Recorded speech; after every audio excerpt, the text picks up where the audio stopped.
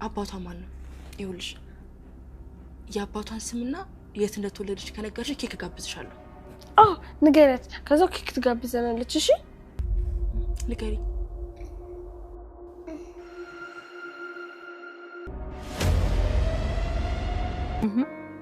በሚገባ የልጅን ያህል መውለድ እኮ በጣም ከባድ ነው። ይኸውልሽ እኔ በሁለት ፈቺን ትችያለሽ። ልጅሽ ቢሆን ግን ምንም ነገር ቢያደርግ ምንም ነገር ቢያጠፋ ቆርጠሽ አጥቂው። ድርዬ ምን ሆነሃል ሳሪ? እንዴ ለምንድን ነው የተጠራጠርከኝ? ደጋግመህ እየጠየከኝ እንዴ? ቆይ አንተ ሰው ስታረጅ እንደ ጎረምሳ ያደርጋል? እስኪ አስቢ ማርቲ፣ ኤቢ ብትሆን ጥፋት ብታጠፋ ከነ ጥፋቷ ትወጃታለሽ። ይቅርታን ብትል ይቅርቷን ትቀበያታለሽ። ሁሌም ካጠገብሽ እንድትሄድ አትፈልጊም። ጥፋቷን ከኔ ትደብቂላታለሽ።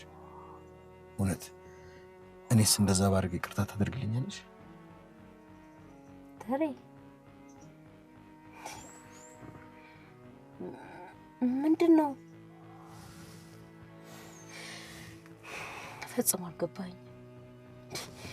ምን ማለት ነው? ቃንም ከሆነ ደግሞ አወጣጥቼ እነግርሻለሁ። አዎ ናታንዬ፣ በቃ እኔ እንጃ ሳያት በጣም ልቤ እየደነገጠ ነው። እኔ እንጃ ብቻ እስቲ ሁሉንም ነገር አጣራና ንገረኝ። ችግር የለውም ማረታ፣ እስቲ በደንብ ጠይቄ እነግርሻለሁ። እሺ ደግሞ ከዳጣ ጋር ከሆንክ በኋላ እንዴት ነው? በቃ ደስታ በደስታ ሆነሃል። ሚስጥር ነው ሰላምዬ። ፍቅር እኮ በጣም ደስ የሚል ነገር። አዎ ናታንዬ፣ በቃ ፍቅር በጣም ደስ የሚል ነገር ይመስለኛል። የሆነ በቃ ሰላም ሰላም ውዴ ቻናል የቤተሰቦች እንዴት ናችሁልኝ? እንኳን ወደ እኔ ቻናል በሰላም መጣችሁ።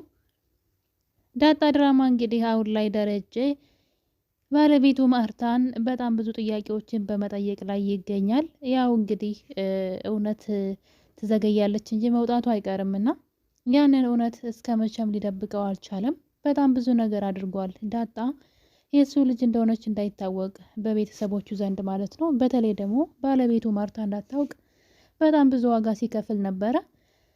ዳጣም እንግዲህ አባቷን በነፃነት አባቴ ብላ እንዳትጠራ በጣም ስትጨነቅና ይሄን የነፃነት ቀን ትናፍቀው ነበረ። በዛ ላይ እናቴ ማናቴ የሚለውንም እናቷ እንግዲህ አብራት እየኖረች ነገር ግን እናቷ ማን እንደሆነች አታውቅም።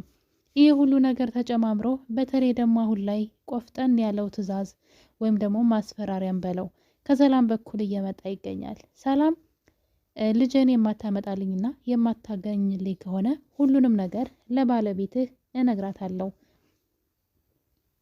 የዚህን ያክል ለክብር ትጨነቃለህ ሆይ? እኔ ደግሞ ልጅን ለዘመናት ስናፍቃት የነበረችው ልጅን ካላመጣ እያለች እንግዲህ ሰላም ሱሪ ባንክ ታውጡ እያለች ትገኛለች። ያው ትክክል ናት። በነገራችን ላይ በጣም ተበዳይ ናት ሰላም።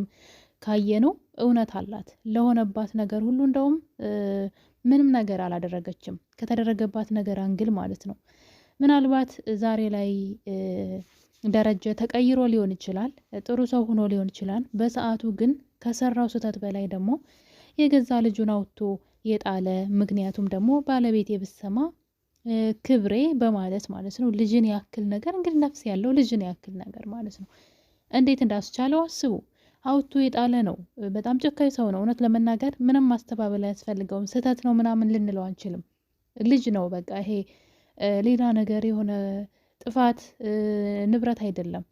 ልጅን ታክል አንዲት አራስ ልጅ ተወልዳ የሱ ክብር እንዳይነካና የሱ ትዳር ባለቤቱ ይህን ታሪኩ እንዳሰማበት አውጥቶ መጣሉ ምንም ከስህተት ነው ተብሎ በቀላሉ ከትናንት ስህተቱ ተምሯን ብለን ልናልፈው አንችልም። እና ትልቅ ስህተት ነው የሰራው። ሰላም ደግሞ ያቁስል ደግሞ ነበረባት ለብዙ ጊዜ እና ደረጃን መበቀል ስለፈለገች እንግዲህ ያለ ፍላጎቱ በማያውቀው ዘዴ አብረው ተኝታ ልጅ አርግዛለች። ጉድ እኮ ነው። ሰላም ያደረገችው ነገር ጥሩ ባይሆንም ግን ላደረጀ ይገባዋል። ነገር ግን የነገር ምናልባትም ለማርታ ጥሩ ሰው ስለሆነች ማርታ በጣም መልካምና ደግ ሰው ናት። ለዚህ ሴት ግን አይገባትም አይደለም። ሰራተኛዋ ከባሏ 2 ልጅ መውለዷ በጣም ከባድ ነው ለመስማት። እንዴት እንደምትቋቋመው ራሱ ሴትዋ ስታስቡት እና ሰውየው ከስህተቱ ድጋሜ ስህተቱን በስህተት መሸፈኑ ነው እንግዲህ ደረጀ በጣም የሚያስጠላው ነገሩና ዛሬ ላይ ቆጨው አልቆጨው ምንም ለውጥ የለውም። ዳጣ በጣም ተሰቃይታለች። ዛሬ ላይ እሱ ቤት ስለደረሰች አይደለም ምናልባትም ምሳሌ ድራማ ላይ ያለው ሞገስ ባይረዳትና ሞገስ ወደ ህይወቷ ባይመጣ ከሞገስ ጋር ባትተዋወቅ ኑሮ ምናልባትም እነ ብሩክ ባያውቋት ኑሮ የዳጣ ህይወት እዛው አሁንም ጎዳና እስከ ፍጻሜዋ ጎዳና ነበር የምትቀረው። እሷ ፈልጋቸው ነው ሄደችው። ቤታቸው ድረስ ልጅ ነይ ብላ ነው ሄደችው እንጂ ደረጃ አልፈለጋትም። ጥሏት ነው ዝም ያለውና አለው አይደለ ንብረት ምናምን ቢያንስ የሆነ በድብቅም ቢሆን ቤት ተከራይቶ እንድትኖር አላደረጋትም፣ አልረዳትም። ስትሰቃይ ነው የኖረችውና ምንም እንትን የለውም። አመት ራሱ አይሆናትም እዚህ ቤት ከመጣችና የሰራው ስራ በጣም ነው የሚያስጠላው። ይገባዋል ብዬ ላለው ግን ማርታ ታሳዝነኛለች። ይህን ነገር ስትሰማ የምታምነው ታማኝ ባላለኝ ብላ የምትለው ባሏ የሰራውን ነገር ስትሰማ ማርታ ምን ይሰማታል የሚለው በጣም ከባድ ነው። ይህን የመሰለ ቤታቸው ሊፈርስ ይችላል። ያው ከአቢጌል ውጭ እናትየዋም እንደዚሁ ውሃ ልጃቸውም በጣም ፍቅር የሆነ ቤተሰብ ነው። ግን አቢጌል ያው እንደሚታወቀው ተጠራጣሪና ተንኮለኛ ልጅ ናት። እና እንግዲህ አሁን ላይ ደረጀ እውነቱን መናገር እንዳለበት አውቋል። መፈናፈኛ ስላጣ ነው በነገራችን ላይ። በዛ በኩል ዳጣ እናቴን እፈልጋለሁ፣ እናቴን በህይወት ካለች አንዴ እንኳን ሊያት እያለች ትገኛለች። በዚህ በኩል ሰላም ማስፈራሪዋን ቀጥላለች።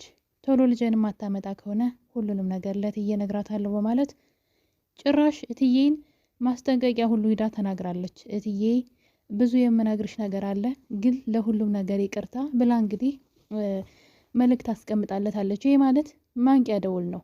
ቶሎ ብለህ ያልኩህን ካላደረግ ቀጣይ የኔ እርምጃ እውነቱን መናገር ነው እንደማለት ነውና በዛ የተነሳ ደረጀ እንግዲህ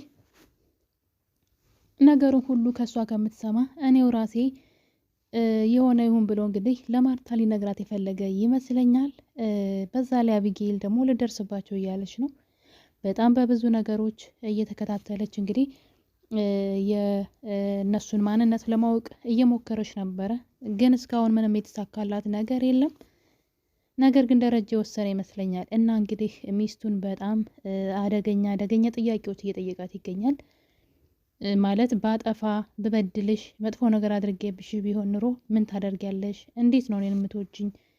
እውነት እንደ ልጆችሽ ትወጂኛለሽ ወይ? እያለ እንግዲህ ማርታን በተደጋጋሚ በጥያቄዎች እያፋጠጣት ይገኛል። ያው ካሁኑ የሚመጣውን ነገር ልዘጋጅበት ብሎ ነው። ማርታ ይሄን ነገር ስትሰማ ማለት ከባድ ነው። በጣም ነው የምታምነው ታውቃላችሁ፣ ባለውን ደረጀን በጣም ነው የምታምነው በጣም እና እንግዲህ ሰውዬ ሌላ ሰው ሆኖ ስታገኘው፣ የማታውቀው ሰው ሆኖ ስታገኘው፣ ሌላ ታሪክ ከጀርባዋ ሰርቶ ስታገኘው እንደ በፊቱ አይሆንም ትዳራቸው። የፈለገ አብረው እንኳ ቢኖሩ መሸርሸር ውስጣቸው ላይ እሷ ልብ ላይ የፍቅሯ ይቀንሳል። ምክንያቱም ይሄ ነገር የሆነ እንትን አይደለም ማለት የቆየ ታሪክ ምናምን አይደለም። የቆየ ታሪክ ደብቋት ምናምን ቢሆን እሺ እሷን አይመለከተኝም ግን ቢነግረኝ ብላ ነው የምታስበው አይደለ? ይሄ ግን ከእሷ ጋር ሆኖ በትዳሩ ላይ የሰራው ስህተት ስለሆነ እንግዲህ ማርታ ልቧ በሙሉ ልባ አትቀበለውም። ግን ምንም ማድረግ አትችልም። ግን ባሏን እንደማታውቀው ነው ከዛ በኋላ የምትወስነው። እና እንግዲህ ደረጃ አሁን ላይ እውነቱን ሊነግራት እየተቃረበ ይገኛል። በሌላ በኩል ደግሞ እንግዲህ የብሩክ ልጅ ምሳሌ ዳጣ ወደ ቤት ይዛት መታ ነበረ። ነገር ግን አቢጌል ነገር መጎርጎር የምትወደው አቢጌል ልጅቷን በጥያቄ እያፋጠጠቻት ትገኛለች። እንግዲህ ምሳሌን ስለ ዳጣ በተደጋጋሚ እየጠየቀቻት ትገኛለች። ዳጣ የት ነው የተወለደችው? ስንት አመትሽ ነው? አሁን ስንተኛ ክፍል ነሽ? እና ዳጣን መቼ ነው የምታውቂያት? እያለች ስለ ዳጣ ቤተሰብ ንገሪኝ፣ እኔ ደግሞ ኬክ እጋብዝሻለሁ እንግዲህ እያለች ህጻናቶች ያው የደካማ ጎናቸው ያው ጣፋጭ ነገር ነው፣ በሱ እያታለለቻት ትገኛለች። በእርግጥ ምሳሌ በጣም አስተዋይና ብልጥ ልጅ ናት። ነገሩን ላትናገር ትችላለች ብዬ አስባለሁኝ። ነገር ግን በዚህ መልኩ አቢጌል ጉዳቸውን ልትሰማ ትችላለች። ምሳሌ ከነገረቻት ብዬ ነው፣ ያው የምታውቀው ነገር ስላለ እነሱ ቤተሰቦቿ እንደሆኑ ስለምታውቅ ማለት ነው። ሌላው ደግሞ እንግዲህ ሰላም አሁንም ዳጣን ማፋጠጧን ቀጥላለች። ማነሽ? እንዴት ከዚህ ቤት መጣሽ?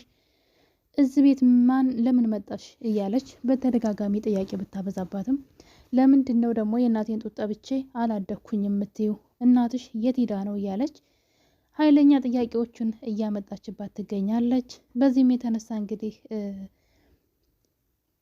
ዳጣ አንድ ሀሳብ ወደ አእምሯ መጣ። እሱም ማን ነው ፍቅረኛዋ ማለት ነው ናታን የነገራት ነገር ነበረ። ጋሼ አባትሽ ከሆነ እትዬ ደግሞ እናትሽ ናት የሚል ቃል ተናግሯት ነበር። ያው እሱ እንደ ቀልድ ነው የተናገረው። እንግዲህ እሷ ደረጀ አባቴ ቢሆን ምን ትላለህ? አባቴ ቢሆን እንማሰላለን ወይ እና ለኔ ስለኔ ሲያስብልኛል ወይ ይወደኛል ወይ? ግን ደረጃ አባቴ ቢሆን ምን ትላለህ የሚል ጥያቄ ጠይቀው ስለነበረ አይ እንደዛማ አይሆንም ጋሼ ከማሚ ከትዬ ውጪ በፍጹም ሊወሰልት አይችልም በትዳሩ ላይ ካላት በኋላ ነገር ግን ጋሼ አባትሽ ከሆነ እትዬ እናትሽ ናት ብሏት ነበር። እና የእናት ናፍቆት ውስጧን የበላው ዳጣ እንግዲህ የምር መስሏት ተነስታ ወደ ማርታ በመሄድ የእናትነት ስሜት የልጅ ማለት እናቴ ነሽ የሚል አይነት እይታ ያይቻት ትገኛለች። ማርታም እንግዲህ እናቷን አፍቃት ነው ብላ ነበር ያሰበችው። እሷ ግን ጥያቄ ጠየቀቻት፣ አንቺ እናቴ ነሽ ወይ ብላ። ይሄ ነገር ማርታን ግራ ጋብቷት ነበረ። እና እንግዲህ በመሆኑም ግን ዳጣ ወደ ራሷ አሁን ላይ ተመልሳለች። ናታን የነገረኝ ነገር ዝም ብሎ ነው። ማርታ እናቴ ብትሆን ኑሮ አባቴ በፍጹም አይደብቀኝም ነበረ፣ እሷም ደግሞ ልጠፋባት አልችልም እያለች ትገኛለች። ደረጃውን ላይ እውነቱን ለሚስቱ ለመናገር ተቃርበዋል። አብጌል ደግሞ ሚስጥሩን በሌላ በኩል ለመስማት እየጣረች ትገኛለች። እንግዲህ ሰላምም ደግሞ በናታን በኩል ስለ እሷ እያጣራች ትገኛለች። በቀጣይ ክፍል ምን ይፈጠር ይሆን? በሌላ ቪዲዮ እስከምንገናኝ ድረስ ቸር ቆዩልኝ።